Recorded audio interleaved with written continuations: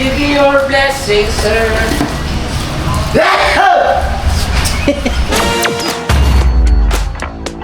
Hello mga kayelo. Today it's another day of machine installation naman. So this time nandito tayo sa Cagayan Valley para mag-install ng 1 tonner arch tube machine.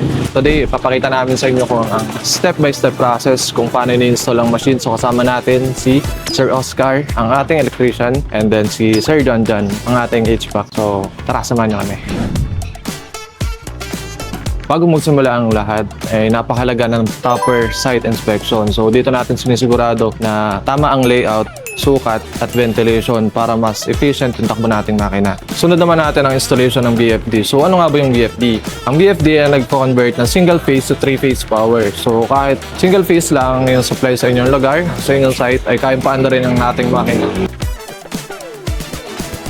Pagkatapos natin mamount ang VFD, wiring naman tayo papunta sa control panel. Dito dapat maayos ang pagkakalatag ng mga kable. Walang nakasabit, walang nakalabas, at lahat may label. So kapag okay na lahat ng wiring sa termination, ay pwede na tayo mag-preheat ng machine. Dito natin tinitingnan kung maayos ang takbo ng compressor, stable ang pressure, at pantay ang kuryente.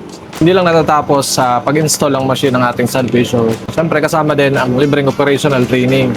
Sinisigurado natin na equip ng ating clients kung paano i-operate ang kanilang sariling ice plant.